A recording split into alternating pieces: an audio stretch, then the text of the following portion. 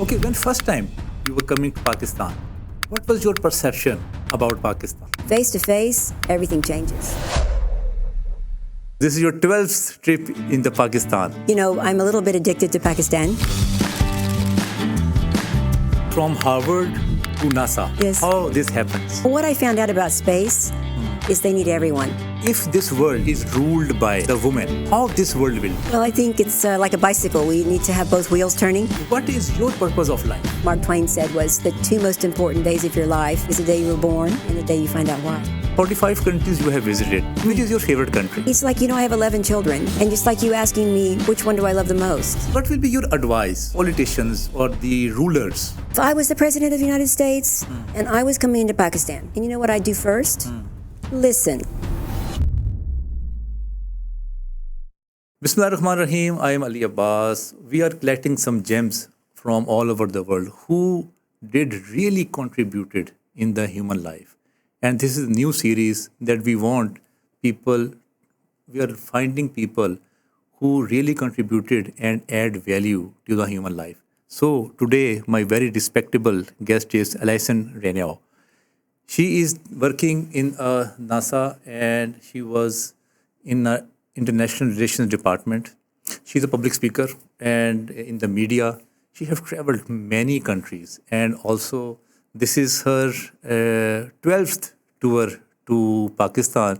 She talks lots about Pakistan and very inspirational. I heard her speeches by motivating the youth, by telling them to grow in your life, to have success and to build something very remarkable in your life. So let's start. Hello, how are you? Hi, Assalamu alaikum. Thank you very much.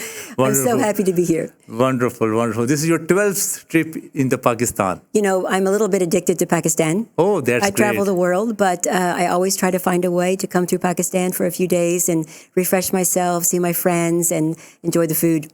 Wonderful. I heard many of your interviews. Always you tell in your interviews that you are not a feminist. No. You are not a feminist. So what do you think if this world is ruled by the women? Yes. The politicians, the army chiefs, the administrators, the powerful post, if they rule by the women, how this world will be? Well, first of all, we love the men. I'm not anti-man. Okay. I appreciate them very much. As I always say, you guys bring such protection and power and energy and vision to the table whenever there's a project going on. But in history, I haven't noticed that women start wars. Yes. So this might be a good point. Okay. That women always try to find a better solution because they're always thinking about the vulnerable. They're thinking about the children. We have compassionate leadership. Right. So do you think this should be changed, like the women should now rule the world instead of men? Well, I think it's like a bicycle. We need to have both wheels turning and both of us rule together as a team. Right. Man and woman. So you have done international relations from Harvard. Yes. So tell me something about Harvard. We listened too high about the institution. Yes. And the institution built many businessmen and big empires. The students from there are having a very good mindset and business approach. Tell us your stories about the Harvard, how you go there and what was your experiences over there? Well, I was just raised in a very small village in the middle of the United States. My dad was a farmer. There were only 250 people in my little town where I lived. Just 250? There's still 250. Oh, it's a very small town then? Yes. Okay. So, I lived a simple life and then ended up growing up, not finishing university and getting married, thinking as soon as I have my first or second child, I will go back and finish my bachelor's degree. But then there was, one and then two, and then eventually there were 11 children. And so, I found myself approaching 50 years old thinking, as a woman, you're giving your whole life to something else. You're giving your life to your husband, to your children, to your community. And then you wake up one day and you say, I wonder if there's something for me, that God has a destiny for my life. Yes. And for me, it was all about getting educated. I was kind of an uneducated 50-year-old. And so I quickly finished my bachelor's degree. And then I ended up getting a scholarship that paid for my master's degree at Harvard. And just like you, I had this mysterious awe of Harvard. Harvard, yeah. Like it's holy ground, Yeah, right? yeah. And so I went there on a visit to see what it would be like. And for me, actually, it was like when I stepped on the grounds of Harvard, it was like electricity went through my feet. And for me, it was like a sign, this is where I belong. But what I found that makes Harvard so successful is how much the professors care about every single student. Okay. They really do. And they accept us for who we are. It doesn't matter our religion, our age, or our background, or our belief system, or anything. They just wanted us to prosper and be the very best person we could be. And this was the attitude and the atmosphere. And that's what makes Harvard successful, is the investment of the professors and the students and the care of the advisors and everyone there. Okay, tell us some touching stories of your time when you were in Harvard. Yes. And that time, how old you were? I'm 50. That time when you were in I Harvard? started at 50 years old at 50 Harvard. years old? Yes. Okay. So tell us some naughty stories or something like this which touch your hearts over there like this. Well, I was a nice behaving student. I wasn't a partying student, so I don't have any naughty stories to tell you. But I will tell you what it felt like. I remember walking into the classroom and feeling so ashamed and embarrassed that I'm just a kind of a housewife from Oklahoma with 10 children and coaching gymnastics. Yes. And I remember when I'm sitting in this class, I sit in the very back. Okay. And a lot of people think, well, maybe she's the professor because she's so old. Yeah, right? yeah. Everyone else is young. Yes. And each person in the class is asked to introduce themselves. And so they were going through the class, each student, like one would say, I have my, PhD from MIT in aerospace. Or the next person, I'm the son of the ambassador to Colombia or something like this. And I'm getting smaller and smaller, in the back. Yeah. And they finally got to me. And like I said, I felt ashamed. And I just said, well, I'm from Oklahoma. I have 11 children and I coach gymnastics. You feel some type of complex? Or? I was so embarrassed, Yeah. But then as the class is going on, I'm thinking, Allyson, you can't control what family you're born in. You can't control how much money you have. You can't control how much talent you have. You can't even control how smart you are. The one thing you can control is how hard you work. Right. And so I decided I would just outwork everybody and be the hardest worker in every single class. And this is what carried me forward to get, straight A's all through Harvard and graduate the top of the class. Right. So after that, from Harvard to NASA. Yes. This is the story from IR to IR, from education to the IR department of NASA. Yes. How this happens? Well, after I finished all of my coursework, it took me about 2.5 years to do all the classes. Then it takes about another 2.5 years to do the thesis and research part, And I'm thinking, I don't even know what I should do my research on. What international subject should it be? And it has to be something unique, something someone's never done before. And when of the people that start Harvard master's degree, only 11% graduate. A lot of it is due to the difficulty of the thesis project. Okay. And so I didn't know what else to do, but what I always do, pray. When I feel helpless, I just ask God, I need some direction. Please help me. And to be honest, one night I went to sleep after this prayer, and I felt that I was supposed to do research for NASA and talk about whether we should go to moon first or Mars. And I'm thinking while I'm sleeping, I remember kind of almost fighting with God in my dreams. I don't know anything about NASA. I don't know anything about space. Yeah. I was 8. Because you were IR student. I'm just a housewife. Who cares Yeah. about space and rockets, right? Yeah. I'm just trying to feed my children and get them to soccer practice on time, right? But I remember thinking, I need a sign if this is right or wrong. And it wasn't but a few days later, one of my professors came to me, a woman, and said, Allyson, I think you should go into the space industry. I said, what do they want from me? I can't do engineering or math. And she said, no, we need people who bring people together, who work internationally and work with the partnerships around the world to bring some of the projects to pass. This is where you'll shine. Yes, because whenever we heard about NASA, Yes. we know that the scientists are going there. Yes, scientists and The physicians engineers. are going there. So what is the combination, the IR and with the NASA? Well, what I found out about space is they need everyone. They need everyone. Okay. They need everyone in the family to make everything happen. They need people in the communications department. They need people in science and engineering and math and accounting. And there's a place in film, even film, media and film. There's a place for everyone in space. Oh, To right. be honest with you. Oh, But my professor, I said, I don't know anything about space. She said, no problem. I'll take care of that. I want you to attend a very difficult and challenging university. It's called International Space University. And if you want to do this, I will write a letter of recommendation so you can get into this university. And this university is actually, they get together once a year for about 10 weeks in some different country each time. They bring in the very best space professionals from all over the world, astronauts and, space people, experts. Yeah, yeah. And they teach us for 8 to 10 weeks.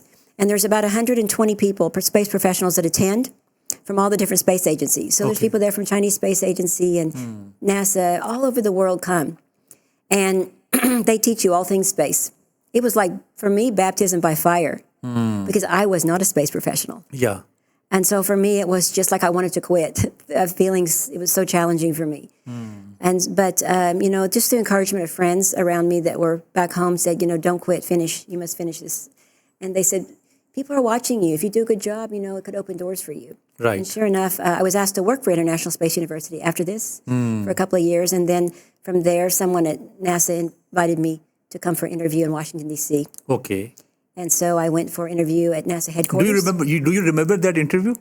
I remember. And how many people were there in the panel, or one-to-one the interview was? You know what? That's what's interesting is people think NASA is like this scary place. And all like hyped up and all this. But actually, it's just real people just like you and me. Right. They're very down to earth. The NASA people are the most brilliant people in the world, but you would never know it. They're so humble and kind and quiet. Okay. That it was just an easy, comfortable, chat. And next thing you know, I got an office and I'm getting started. And it was a beautiful experience. What was the duration of your interview? Oh, I would say maybe 20 minutes. 20 minutes. 25. And that was one-to-one, or there was a panel? One-on-one. One-on-one. And do you remember what they asked you? And can you explain that? One of the things they said was that they didn't, they were just kind and just talked about my life and what my goals were. And then one of them looked at me, and the man looked at me and said, Allyson, we need you here. We need your energy because we need a miracle at NASA. Right. At that time, NASA was kind of dead and, not dead, but just lacking energy, lacking direction. Okay. And so I felt like, well, I can bring some enthusiasm. So what was your strategy to put the enthusiasm in the organization? How you do that? I think you have to come in every day with a smile, excitement. No matter what job you're given to do your very, very best. Even if it's attending a conference with your boss, carrying his water for him. Just be full of energy and enthusiasm and hope for people. Right. And radiate excitement about NASA, because NASA is a fantastic place. So now they are going to the moon? Yes, as we speak. In fact, just a few hours ago, they did the thrusters, turned on the thrusters to go straight to the moon. So they're on their way as we speak. Okay, Allyson, what is your purpose of life? Still now, what do you think that this universe, this nature, this world, the God, spirituality, what is this all about? Yeah, that's a great question. It's the one we all want to know the answer to. Mark Twain was a great author. And one of the things that Mark Twain said was the two most important days of your life is the day you were born. Yes, okay. And the day you find out why. Why, okay. And I didn't know why for 5 decades. I mean, I love being a mother. I loved all this, but I didn't know my why. And I found out that my why is creating businesses to be able to give back. Give back through my travel, through all the places I go, through so many humanitarian projects and just my why is to give back. Because honestly, I didn't have the money to go to Harvard. I didn't have the money to do anything that I'm doing now. Yeah. And just through the miracle of people giving me a scholarship, someone gave me the scholarship. Somebody gave me the money. Somebody uplifted my life. Yes. And I didn't earn it. I didn't deserve it. Someone just was generous, and I was lucky. And so I want to give this back because what someone did for me changed me, and I hope I can do that for many, many people. What is the most hard time of your life, and how you cope up from that time? Because when you are frustrated, you are stressed, and you are very low energy. Yeah. So you need some people, or you make some strategy to come out from that stress. Yes. Tell me about that. Well, I don't usually like to talk about it publicly, but I was married for 33 years to the same person. And then I guess like Princess Diana said, there were 3 people in the marriage. It was a little crowded. And it became very challenging emotionally for me. Right. And when a woman's heart is broken, she collapses in pretty much in every area of her life. It doesn't take long for her health to go downhill, her finances to be zero. She has her emotional health, her depression. It affects everything that we do when our heart is broken. And I found myself, this is before my education, Right. and I found myself, very humbled before God of what, I need your help. I really need you to give me direction on what to do to change my life. And you know what? He didn't let me blame my husband.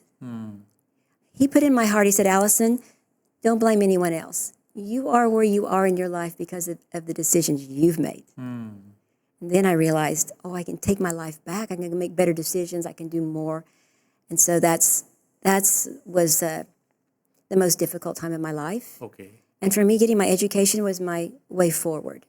And I've been single now, after 33 years of marriage, single for 12 years. And as you can see in my face, I have no unforgiveness. I have no bitterness for what I went through. I think you can use your energy to be angry, or you can use your energy for your new life. New life, yes. So I decided I would forgive, let it all go, all my past go, and give energy to this new path, this new door that God had given me, and go forward this way and run as hard as I can, because life is short. Yes. Allyson, I have interviewed many people, many professional businessmen, and also I met many businessmen, the high profiles. Everyone have something depression or something stressed in their past. Yes. And some way I think that this depression and this stress is the food for success, or for food for having high achievements and by knowing yourself. Because when you are not sad, and if you're not depressed, or when you're not frustrated, you are not thinking very deeply in yourself. Yes. And you cannot have a very deep conversation with your nature and with your God. Is this true like a human, or true like a psychology? Something like this? Yeah, Ali, you're so right. Abraham Lincoln was one of our great U.S. presidents. And he said, adversity introduces you to yourself. And I think you become much more self-aware. For me, as you said, it was the launch pad, no pun intended, but the launch to a new life. And if sometimes when God wants to change our lives, he puts us kind of laying on a bed of nails. In some crisis. He puts us makes us very uncomfortable. Or we'll never pivot. We'll never change. We'll just keep going forward like this. And for me, it's what changed my life. The biggest thing it did for me was give me great compassion for people. Right. Before that, I don't know that I really cared if people were sick, or cared if people were super poor, or cared if people were emotionally suicidal. I didn't know about these feelings until I experienced it myself. And it's a lot of desperation. And so it gave me a very compassionate and merciful heart. Right. So coming back to your first trip of Pakistan, the Alamdar Yes, was the reason to bring you in Pakistan. Yes. And that time, I guess he was 15 years old? No less. I think 12? I think he's younger, maybe like 12. 12. He looks 11 or 12. A 12 years old is dealing with a Harvard graduate and who is working in a NASA and who have traveled a lot. And the 12 years guy is in a communication with Allyson. Please tell us the story. Well, in June of 2023, June 2023, okay. I received a Facebook message from a stranger. And it was a little boy who wanted to do a live stream interview from Pakistan. Okay. And so I try to say yes to as many things as I can. Right. God wraps up his surprises in humble circumstances. Yes. We often think, I need to brush shoulders with Elon Musk, or I need to brush shoulders with this famous person, or meet this person, then my life will change. God doesn't do it this way sometimes. He does it a humble way. And we must always be kind to everyone, because we never know where the miracle is going to lie, in these relationships. So this little boy wants to do this interview, and he's very organized. He sends me the 10 questions in advance, unlike you. You're surprising me. Yeah.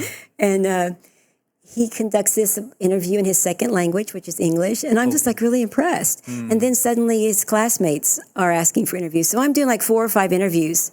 Right. A day, like Monday, Wednesday, Friday. Okay. There's all these little darling Pakistani children. Right.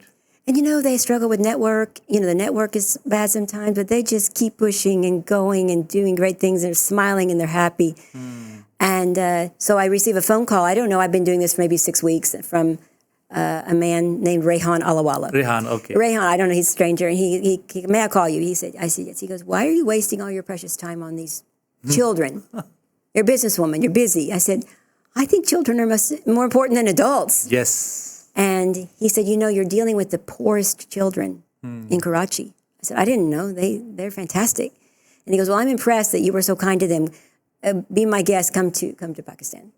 So I came in October of 2023, and I fell in love with Pakistan. Right. And you know this. Anybody that knows me, hears me, around me, know I'm a bigger cheerleader for Pakistan than the Pakistanis themselves. Right. Actually, we should thankful to Rehan schools and Yes. Rehan Allahwala. Yes. Actually, Rehan Allahwala, he trained these people, Amazing. these children, to contact to the people around the world who are inspirational, Yes. who have achieved something, interview them and learn the life lessons. Yes. Not from the bookish Book. knowledge and not from the classroom boards and not from the syllabus books.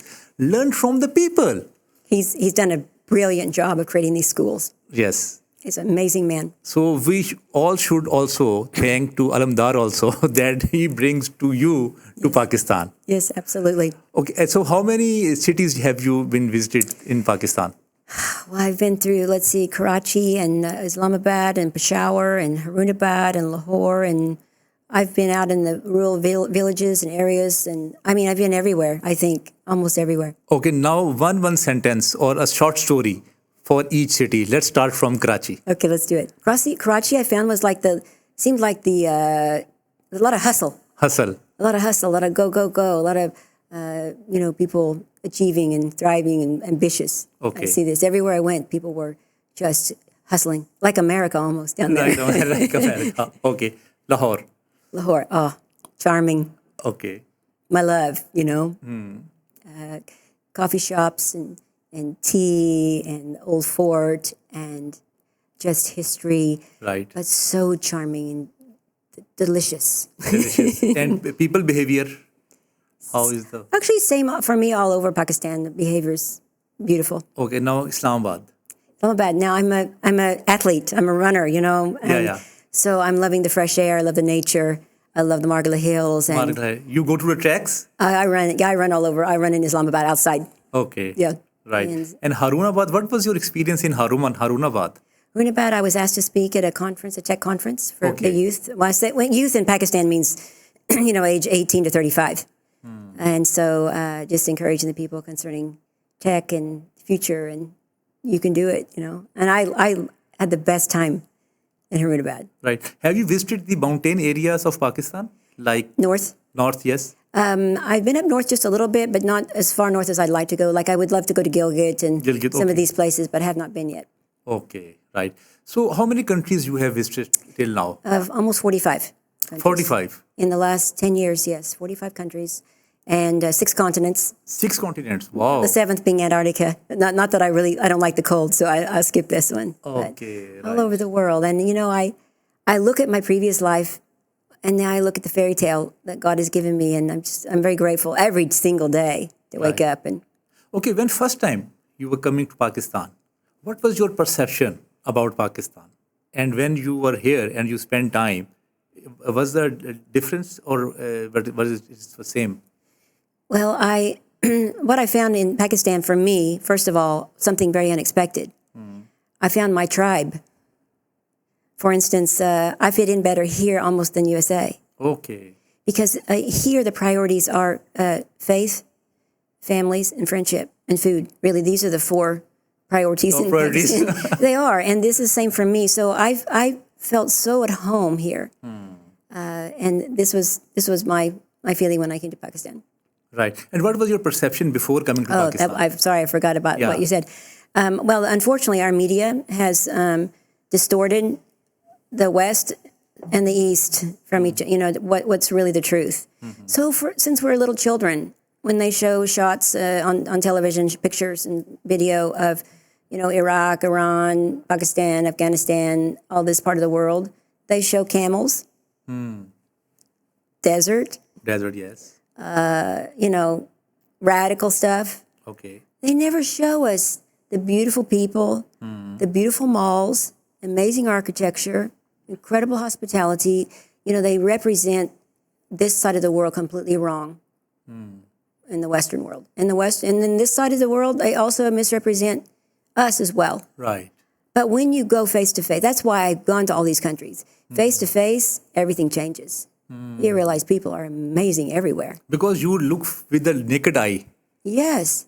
And that is a perception of media, and that is a perception of someone else. And governments. Governments create division, and media, not like you're bringing it together, but a lot of media create division, create hatred, as well as governments. When you are going to public speakings, what are your core area on which you love to talk?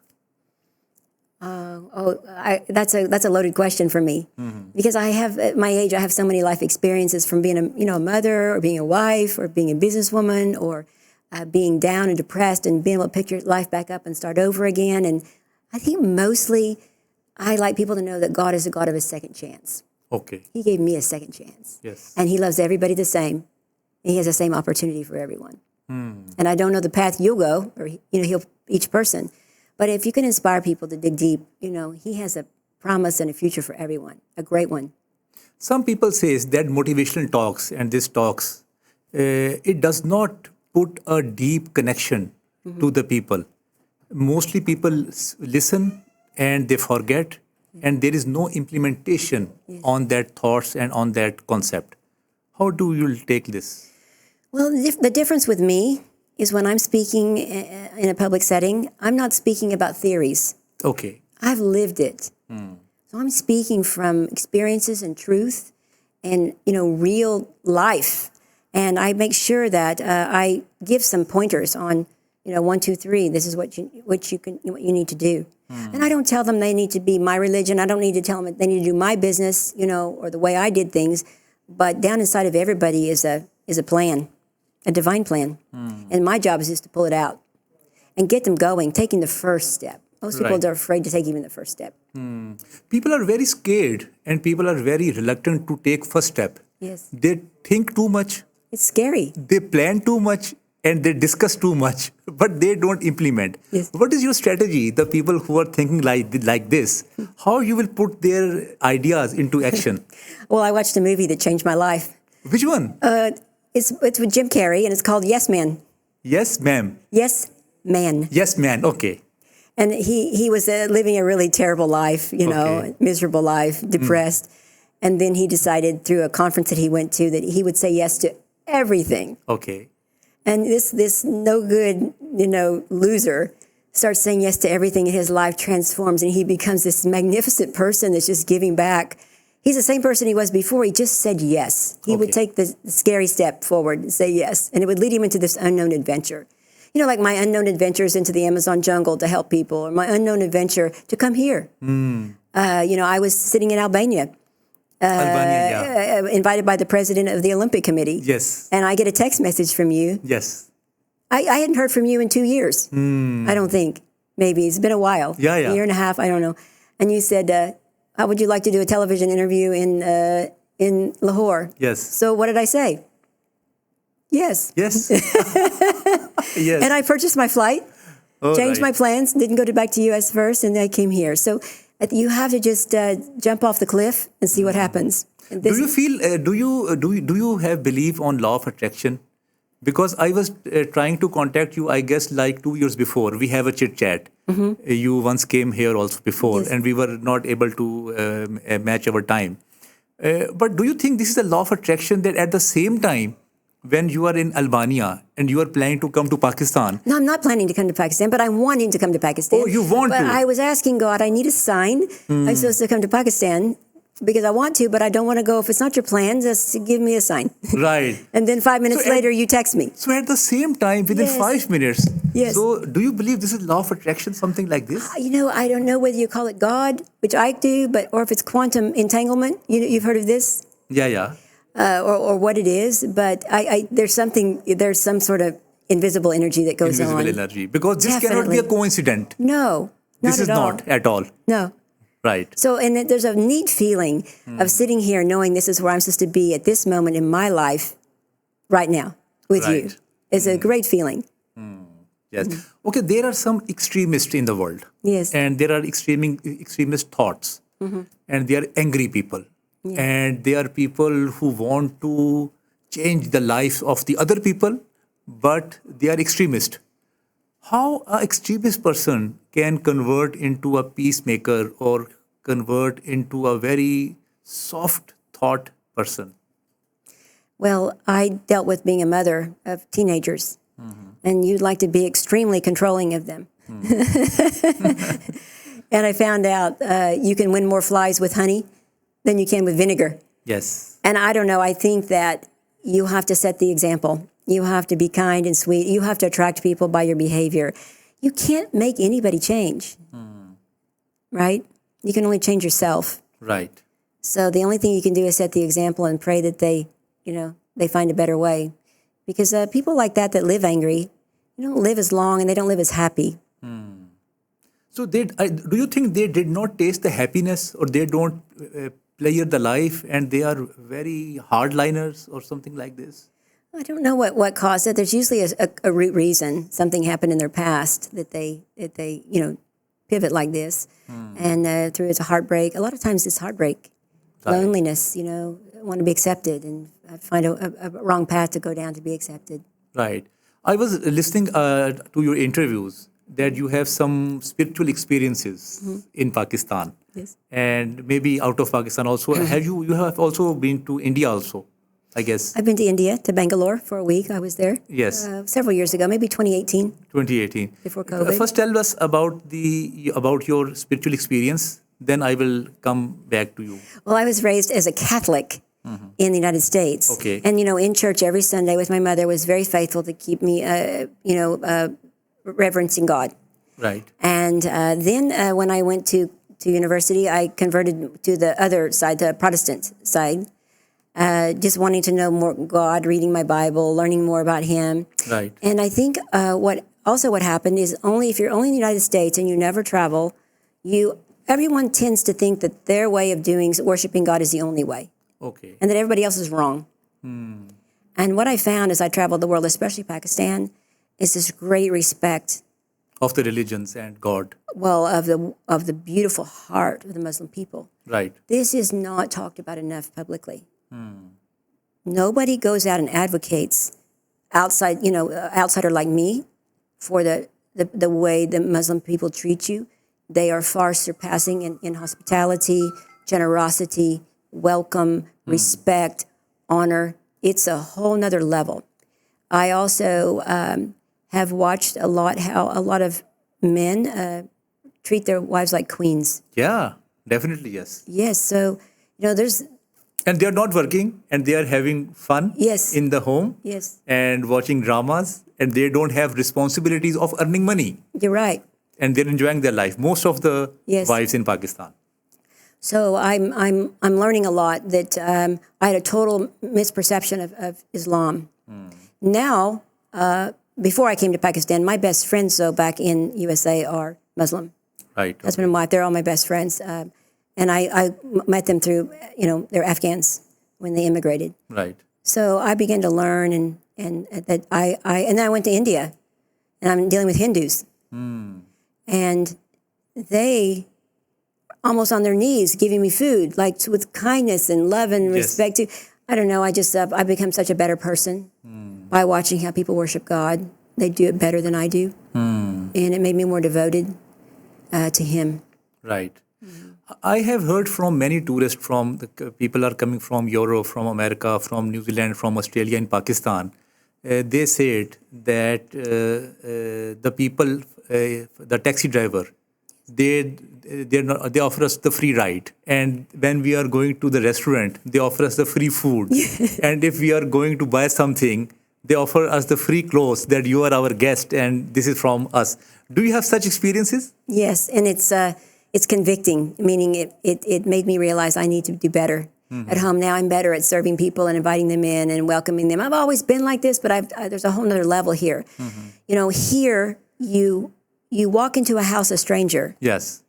And you leave a friend as a friend, as family, almost.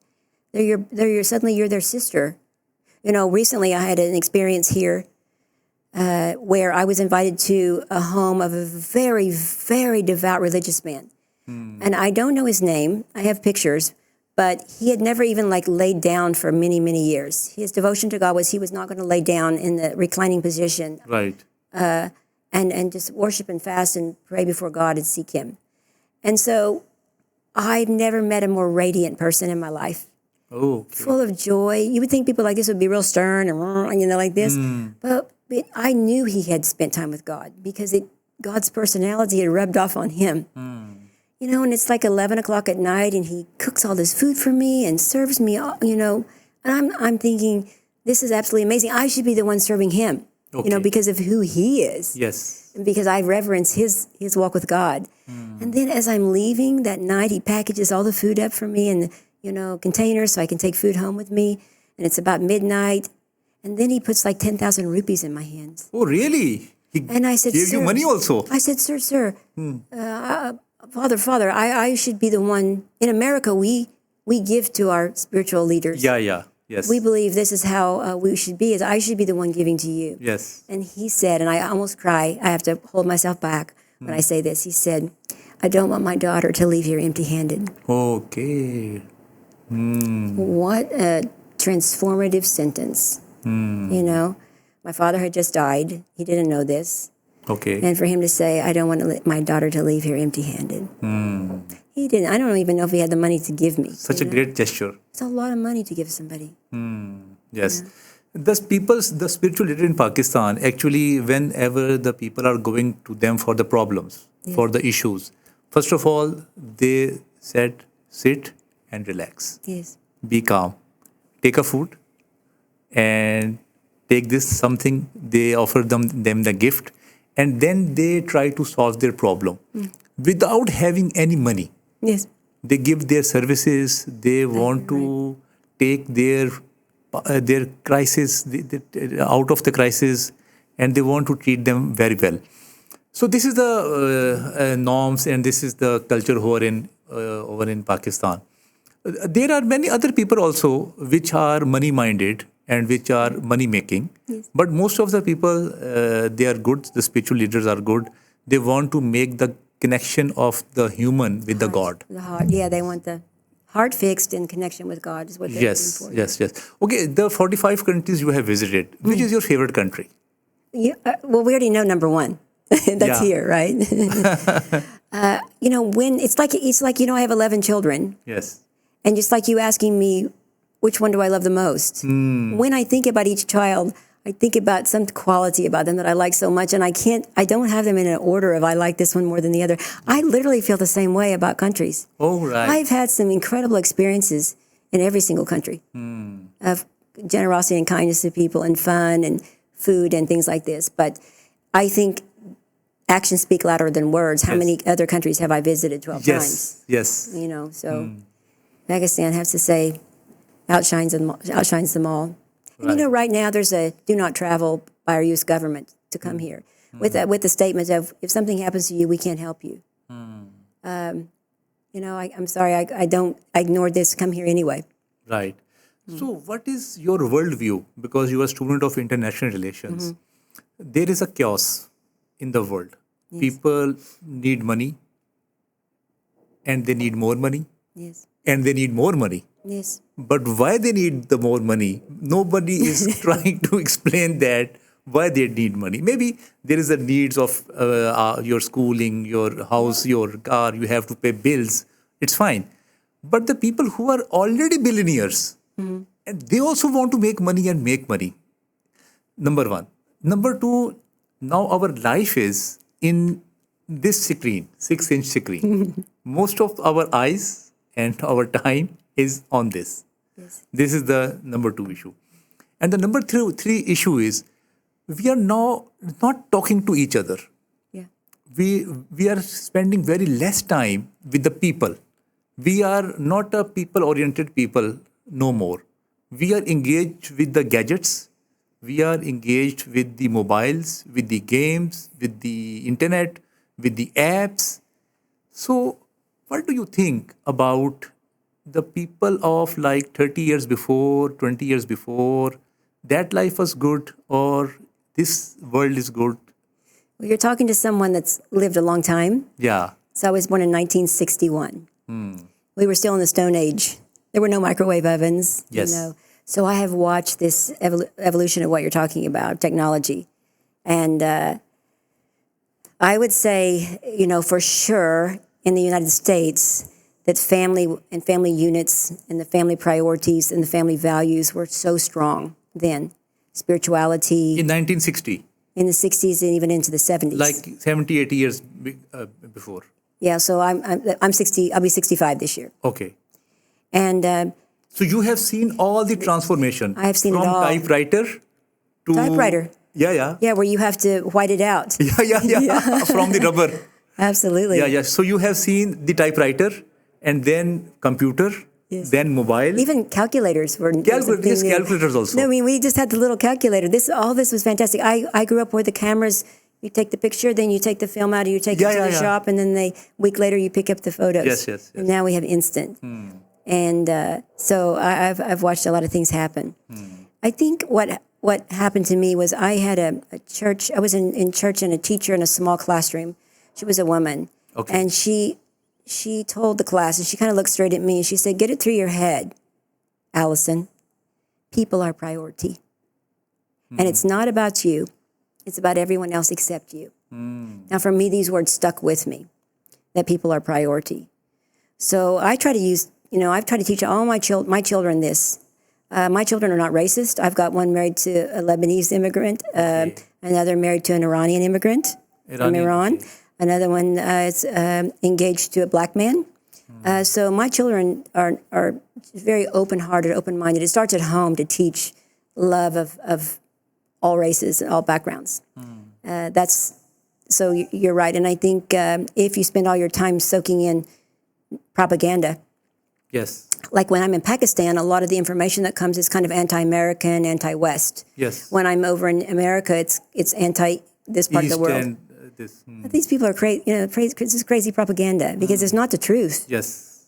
And as far as government, as far as like the Iran war and the chaos that we're in right now, I can't control my government any more than you can control your government. And it's very personal to me, this war, because my daughter is married to a man who immigrated from Iran. I've got extended family inside of Iran right now. Yes. And, they can't communicate because their internet's turned off and everybody's fuel prices are surging. All these things are happening, all this chaos all around us. But the only thing that's sure and solid and steadfast is God. Almighty God is a rock, and He never changes, and He's always there, and His office hours are 24/7. And we can go to Him anytime. And this is, for me, how I ground myself and teach my children. When life is going crazy, you can always come back to God. He's always there. Right. And He's solid. He's unchanging. And if you spend time with Him, He teaches you to be merciful and kind and giving and generous. So that's all I can say is, and you mentioned one thing. You said something about we thought when COVID it was the end of the world, and now the Iran war, 8 million people are affected. But before that, see, I was 15 years. World War II had been over only 15 years when I was born. People thought that was the end of the world, World War II. And then before that, there was the Spanish flu virus. Then there was World War I. Yes. So I think the world has been in chaos many times, and some It will repair again. it repeats. It'll probably happen again. My question was this, Allyson, that what do you think the humans of before 30 years, 20 years were more happy, or now the people are more happy? What do you think? I think people were happier before. Before they were happy. I think a little more happier. Okay. A little more grounded, in their life, because they ate dinner together at the table at night and things like this.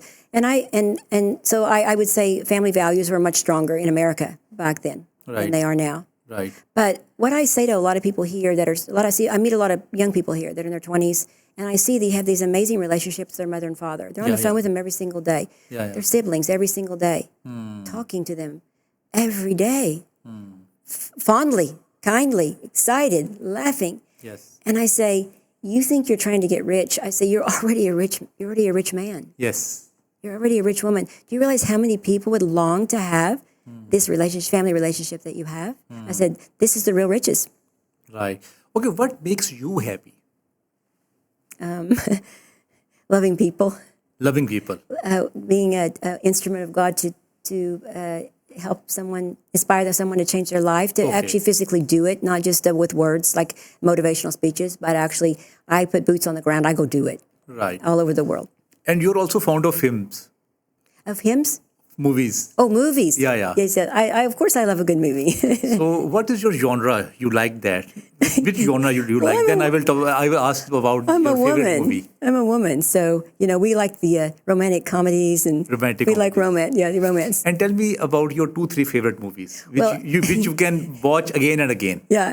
So I kind of like the movie You've Got Mail. Okay. This movie, and it's about emails. It's actually when Starbucks first started, and when emails first started, people started communicating online. Okay. And then someone found love through an online relationship. Okay. And this is fun to watch because it throws you back into like the 90s. Okay. Right. The second one, I like The Proposal. Proposal. Oh yeah. So you got this career woman that thinks she's happy, but down inside she's really miserable because she just needs to be loved properly. Right. Okay. And once she's loved properly, it transforms her This is a personality. good movie, by the way. It transforms her personality. Yeah. Yeah.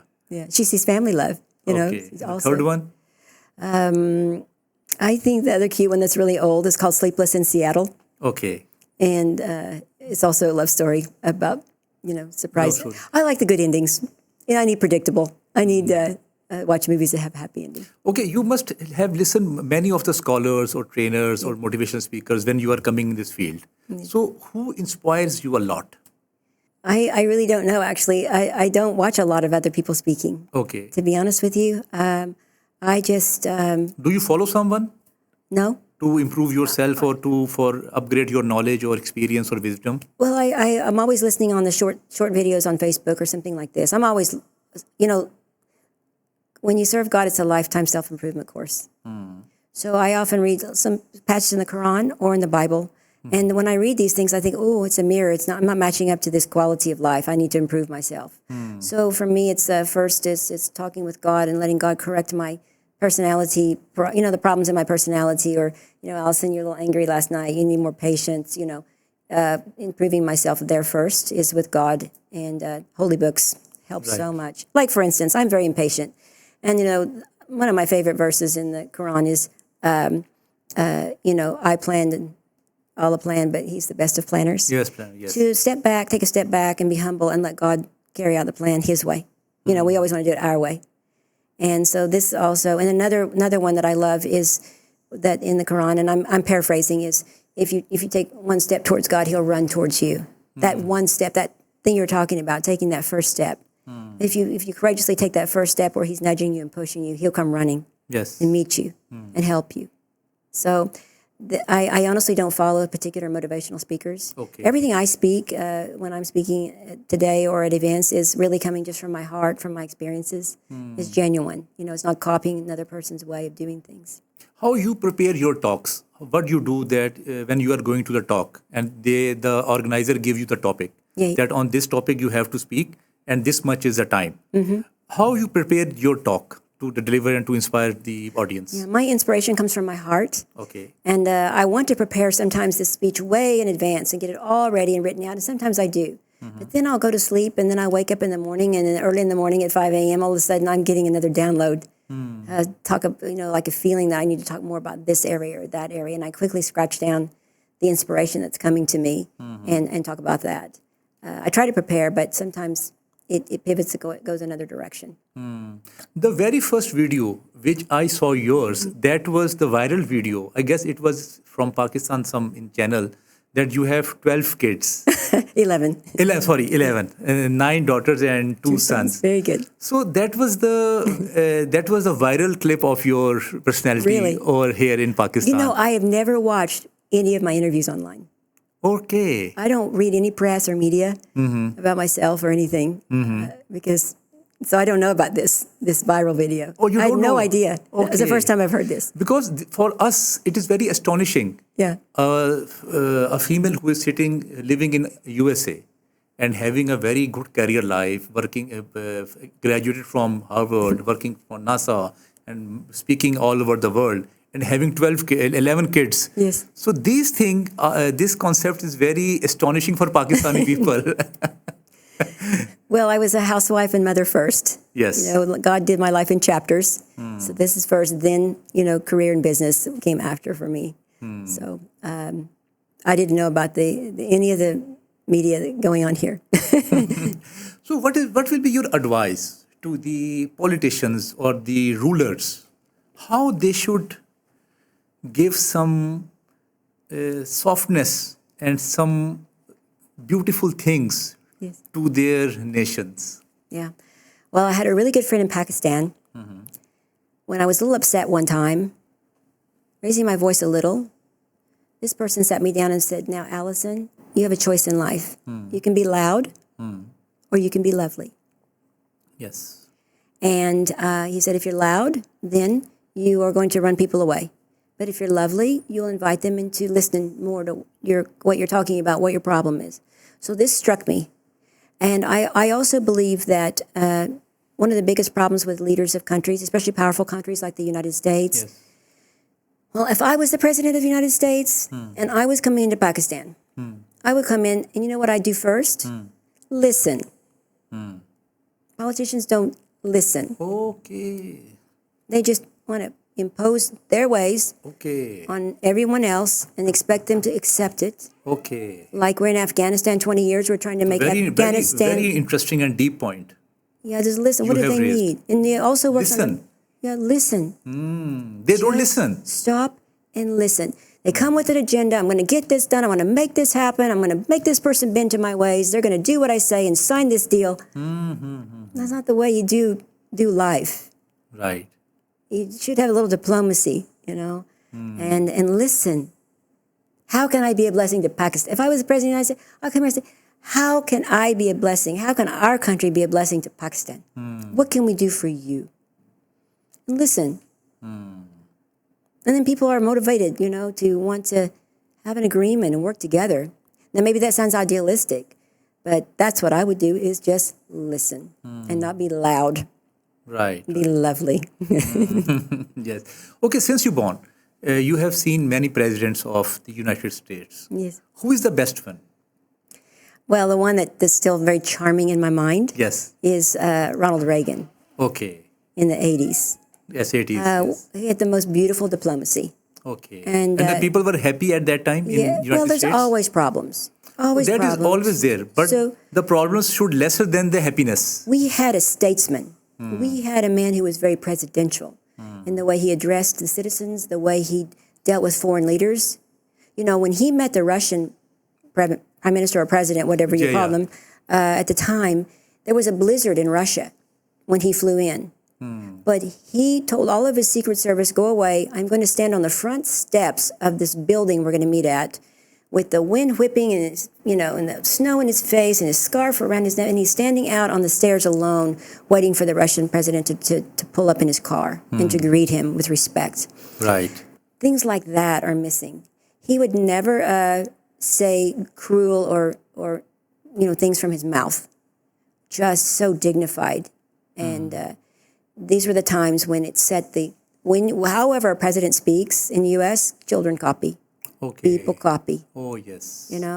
And it's very important that the leaders of nations are respectful in the way they speak because everyone's watching you. Yes. So you have to be very polite and Just you have like a to. mother. Yes. As a mother, how I speak in the home and how I act, my children are going to duplicate this. In Pakistan, the many people, when you ask from the Pakistani people that who is the best president of America, most of the people, they said Obama. Because of their age. This is one of the first, a lot of people weren't alive in the 80s. And Obama was so friendly Yes. and personable Yes. and happy and fun and funny. Yes. He had a good marriage. Yes. People enjoyed watching this. It was He was very humble. he was. Yeah, and he tackled the media very well. Yes. And he listened. What was your point? Yes. That they don't listen. Yeah. Obama was listening to the audience and to the people and to the scholars or something like this in the meetings. He's a nice guy. Yes. And I think he had a great personality. Also a Harvard graduate. Okay. Many of our presidents were actually. And And I think you asked me who did I follow. Yeah, yeah. I read a lot of biographies when I was just a mom, Oh, right. and I read biographies of presidents Yes. and Okay. see how did they rise from where they were to where they are. How did they decide one day they're going to be president of the United States? I mean, Obama was just he was a single mother, Yes. right? Not raised in anything prestigious situation, and how he got a hold of his life and went through Harvard and became a great attorney and a senator, and wow, it's amazing, right? Tell us something about your favorite book. My favorite book? Yeah. I really like Obama's book. Obama's biography. Yes, it was Okay. so inspirational. And in spite of his policies, we're going to agree and disagree about his policy, but as a person, and to see like the life where he came from and how he became, one of the top students at Harvard. Everything that he did was so impressive that he would get a hold of his life and then have a dream to be president of the United States. Like I said, it's super inspirational, his book. Did you visit Sri Lanka? I have not been to Sri Lanka yet. Okay. What is your plans? Which countries you are now planning to visit? Because a traveler, the travelers have always plans. They have choices. They have dreams. Well, I'm in touch with the best of planners, Okay. And But you must have your own plans also. I don't. I really don't. I go where the door opens. Okay. I go where I'm invited. And, all the invitations, I go where I'm invited to speak, Okay. and that's my plan. And of course, I have invitations up through July of this year. Okay. But just like when you texted me, it might change a little bit. Yes. And I'll make I'm very flexible You're flexible. But any choices? of where I'm going to go. Yeah. Well, I'll be in Turkey next month, Okay. speaking at an event there. Okay. And I've been invited to, several countries in Africa, which I've been to Africa many times. London. In Africa, tell us something about Africa. Oh, yeah. I like Africa. Africa has a lot of same feel as Pakistan.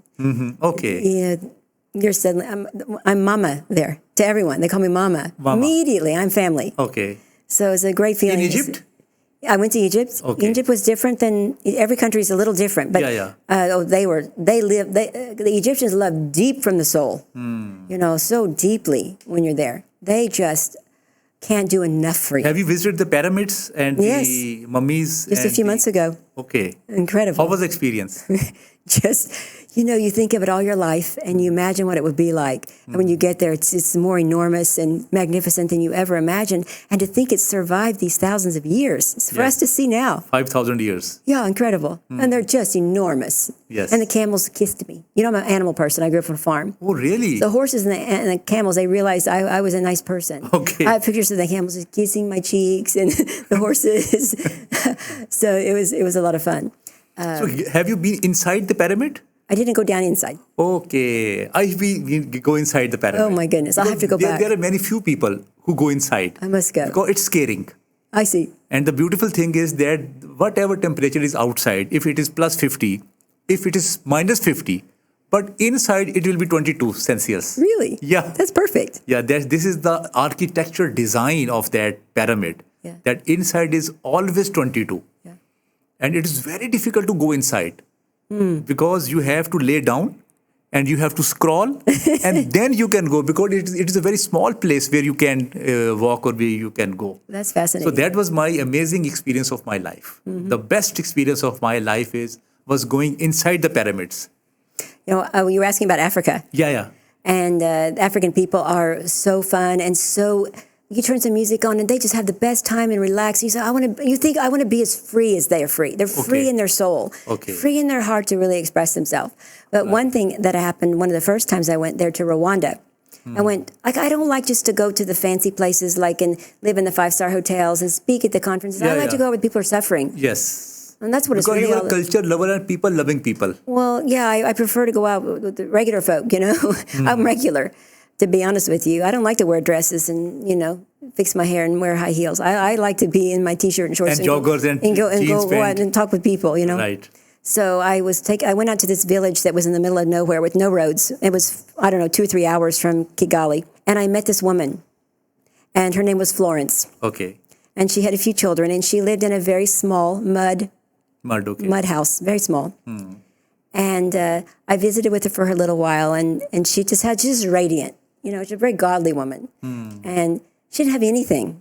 didn't even have running water. They had to walk every day 1 hour to get water in the morning, 1 hour carrying the, bucket back. Okay. And so the children were not educated. But here I met this most amazing woman. And I asked her, tell me about your life. And she said that she was trying all the time to talk to the people in the village that God had a plan for their life and he loved them and he wanted to do good things for them. And she kept trying to give this message to the youth and to the people. And she said, no one will listen to me. I said, why not? She said, because I have the smallest house in the village. So people say, Florence, why should we listen to what you say? Your God doesn't give you anything but this little tiny mud house. So your words mean nothing to us, And I decided right there, one of these days, I'm going to build that woman the biggest house in the village. That was 2018. Right.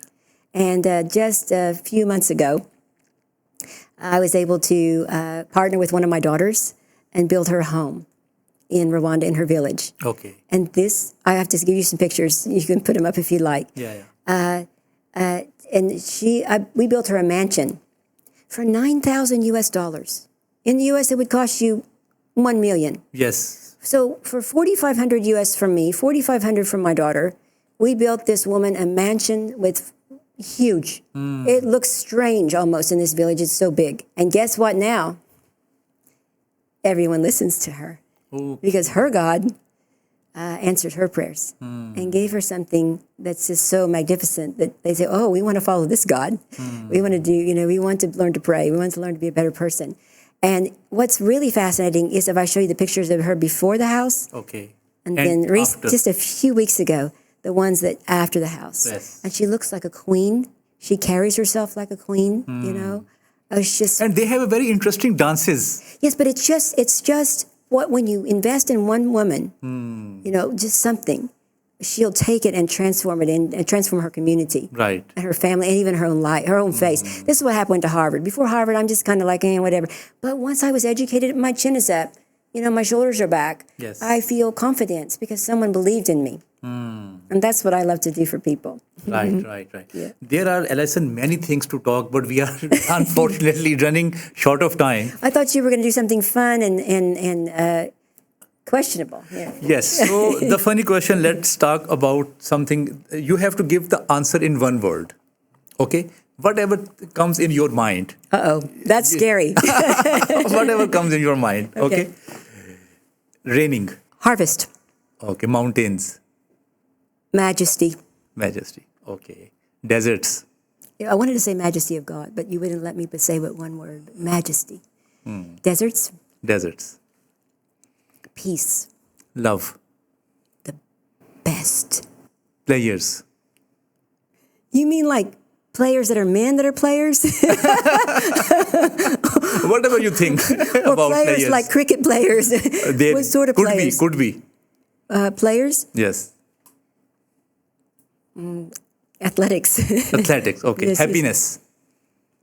Health. Health. Oh, great. So satisfaction. Smile. Smile. Okay. This. Anger. Dangerous. Dangerous. Stress. Kill. Okay. Now I would like to ask some favorites of yours. Okay. In very quick and in one word, you have to give the answer. Let's go. Yes. Your favorite color? Red. Red. Okay. Your favorite animal? Horse. Horse. Okay. And your favorite destination? Beach. Beaches. Okay. And your favorite food? Ice cream. Ice cream. And your favorite drink? Orange juice. Orange juice. Okay. Like a little child. Like a little girl. All my questions. Yeah. Okay. Okay, thank you very much. We have many things to talk about you. I was loving talking to you. You have many things to tell. You have a great exposure. You have great content to talk. Mostly when we are doing interviews to the people, after 20 to 25 minutes, it gets bored because the guest is, sometimes the guests don't have some stories and some rich content to talk, but you have a very good content and you have a very good knowledge and you have a very good exposure to talk. We can talk about hours with you. We didn't even talk about my journeys on foot into the Amazon rainforest Oh, jungle. yes, so we yes, eventually went to, I have to come back to Pakistan now. This is the most exciting adventure. Yeah. I have heard that One in your day. interview you was talking about there were snakes and there Yes. was some Jaguars, yes. rivers to cross, malaria, big mosquitoes, Yeah. man-eating ants. And in Pakistan, whenever we thought about Amazon, we thought about the fire, that there is a fire going Yes. there and there are burning trees and something like Certain this. areas. So that is also a very your adventurous journey. Yes, we'll talk about this next time. That I can say we can do it in the next podcast. Okay. And that means I have to come back to Pakistan. Definitely. Oh, I'm very happy. Definitely. Thank you. Definitely. So this is a sign also. Yes. That's And the you know, sign. my name is the same name as yours. You said my Ali? name is Allyson, but everyone back in the U.S. calls me Ali. So Ali. from Ali to Ali, thank you. From Melody Allyson. Thank you so much. It was pleasure talking to you. Last message. Who want to become Allyson? A very brief steps how they can become like you. Oh, courage. Okay. Do it scared. Everything that came in my heart that I felt I should do, I had no experience and no money and no confidence. But just take the first step, have courage, and God will meet you right there. Thank you so much, Allyson. It was pleasure talking to you. Thank you.